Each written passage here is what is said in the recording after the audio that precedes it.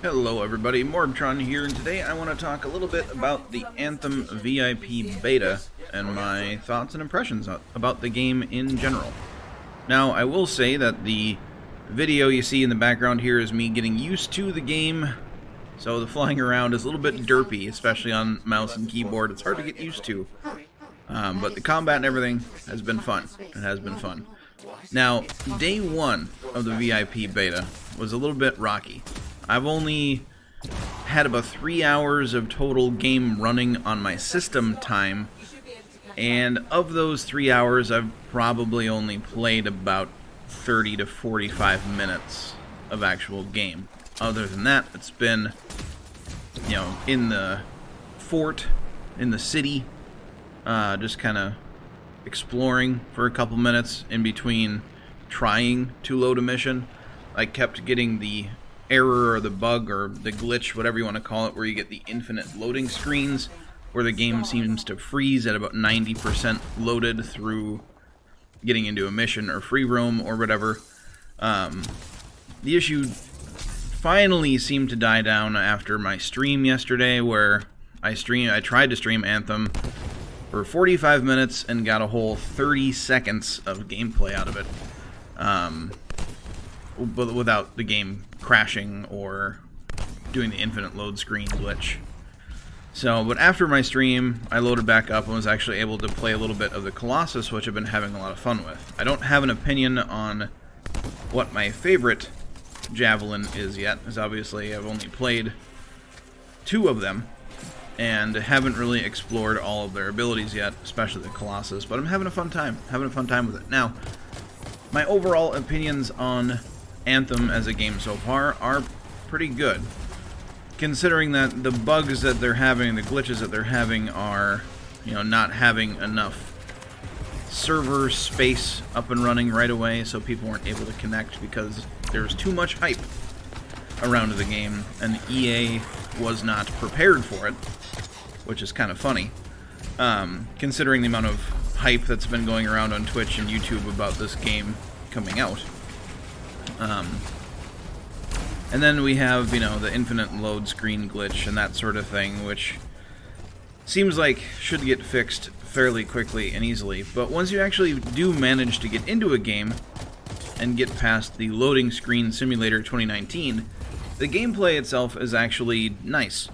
The one part that I don't super enjoy right now is the flight in the game. Like I said, I play on PC, I play mouse and keyboard, I don't use a controller, and the flight with mouse and keyboard using a mouse, you expect the input to be almost instantaneous, and even with the sensitivity cranked up all of the way, like completely maxed out on the sensitivity for flying with a mouse and keyboard, it's still got a little bit of input lag, it feels like. There's about a half a second delay between you moving the mouse and your Javelin actually responding to that input, which is weird to get used to. You tend to, not see your Javelin move, so you move the mouse more, overcorrecting for it, then you overcorrect back and forth, and it can lead to a lot of up and down or left and right, and you look like an idiot. But the combat itself feels good. It feels like a much better version of like the way that Mass Effect 3 worked, which is of course what this BioWare studio was kind of famous for, Mass Effect 1, 2, and 3. They've done other games, of course, but Andromeda was not theirs. That was a different studio within EA that just kind of shared the BioWare name. The combat feels nice. The Javelin movement in third person does seem a little bit jittery as far as animations go, but it's a third-person game, and when you aren't strafing back and forth and you have your Javelin turn constantly, it can seem jittery. The screen shake in the game can be a little bit much. I personally didn't have an issue with it, with getting motion sickness, but I've heard of other people having that issue. So maybe turning down the screen shake a little bit will help. But while I'm flying, I tend to not really look at the peripheral on my screen, which is where a lot of the screen shake is very noticeable, but I more look at the center of my screen to those two little circles that you see when you're flying, because that's what you really have to concentrate on mouse and keyboard to not look like a complete moron when you're flying. But the combos and everything in the game are really, really nice. It really brings me back to other BioWare games. Their combo system. A lot of people bring up Warframe when they talk about this game and comparing the two. Personally, you know, having probably around 1,000 hours or so into Warframe, and way, way more hours into Destiny 2. This game really doesn't feel like either of those two. I mean, it's easier to compare Warframe to Anthem because it's a third-person shooter and it's a looter shooter. But the movement in between, the movement differences between Anthem and Warframe are immense. They're completely different. The movement in Warframe is much, much faster, and can be, you know, very, very, I wouldn't say difficult to master, but there's definitely a mastery of the movement in Warframe, whereas in this game, though the flying around just kind of seems to be secondary. You can kind of hover around, you don't have to go in and out of cover like you do in like the Division, or like the way Mass Effect was more like a cover-based combat. There's nothing like that in Anthem, but you do have like the hover ability and your other abilities and stuff like that. It is a fun.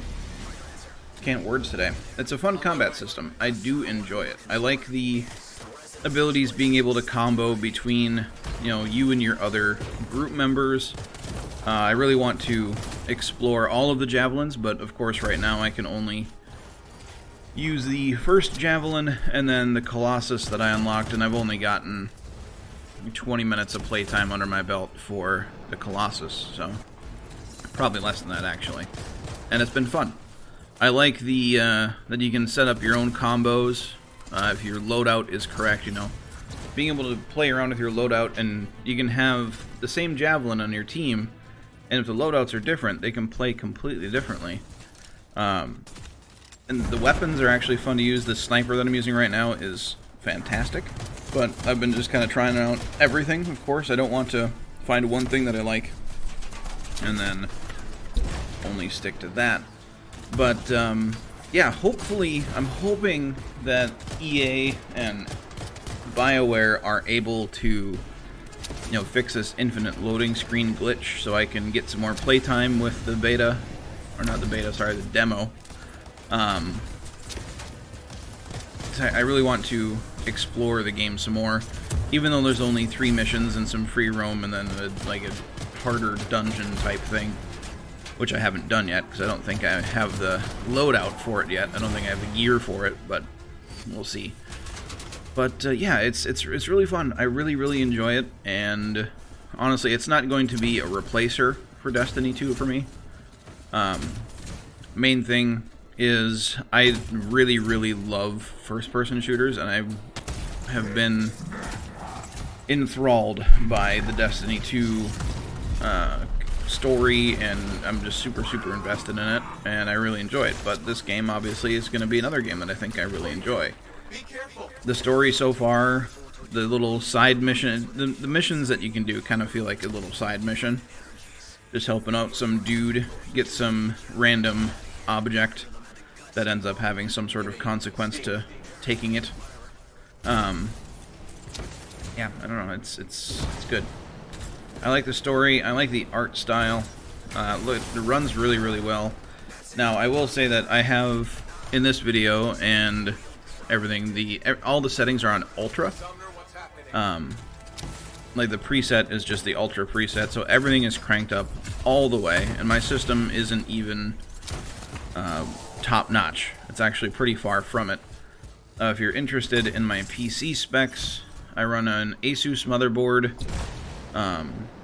but it's an older style motherboard, so it can only go up to 4th generation Intel processors. So I'm running a i7 4790K, which is a Devil's Canyon processor, Intel calls it, which is the best that you can get in a 4th gen processor.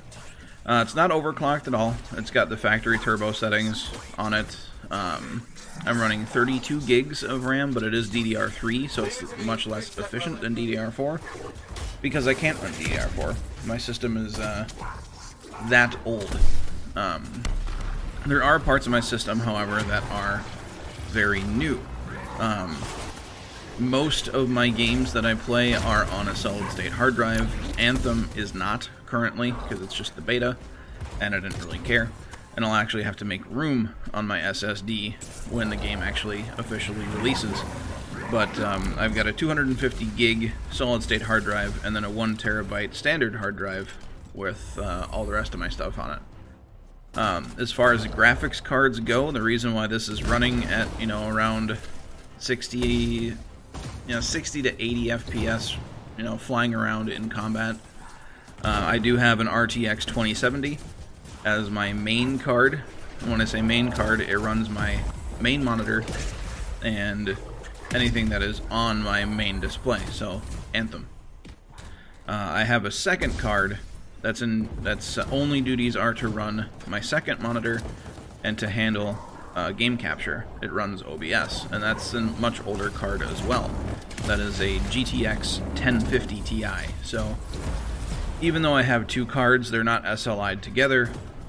The GTX 1050 Ti, its only job is to handle all of the system load from OBS, from capturing a game. So it's not like I have 2 cards working together to help run this game. I just have another card dedicated to game capture, so I don't have to worry about, capturing the game slowing down or affecting the frame rate of the game that I'm currently playing. So that's why I do that. And then my hardware, it's pretty lackluster. It's a 60 hertz monitor as my primary, and then Logitech keyboard, a G510S, and a Logitech MMO mouse, which has 12 buttons on the side of it, which I only use like 3 or 4 of. But yeah, so that's my system, and it runs really, really stable. Load times are a little bit long, but that's probably because of the load glitch, and it's on a standard hard drive, not an SSD. So we'll see how that goes once BioWare fixes that issue, hopefully, and we'll go from there. But as far as this game goes, I'm really excited, honestly. Once they get their little issues figured out with the glitches with loading and all that, and getting us more server space, which it's gonna have to, they're gonna have to fix that before launch, and hopefully they fix it during this demo, so I can play it more, so everybody can play it more, because I think it needs to be played more, and it needs to be seen without these silly little issues, so you can actually see the game's potential in the demo. But I'm going to end my little commentary here. I think this mission's about done anyway, so let me know in the comment section down below what you thought of the demo, if you played it or if you didn't. What do you thought about this gameplay? Now, obviously, this is early on in my time with it, so the whole environment is new to me, the game is new to me, the combat's new to me, but I'm getting the hang of it, and I'm having a lot of fun with it, so hopefully you all enjoyed it. If you liked it, a positive rating is greatly appreciated. Do not worry, Destiny 2 will not go away. I love Destiny 2, so do not be afraid there. But yeah, don't forget to have a good day, everybody, and I'll catch you all next time.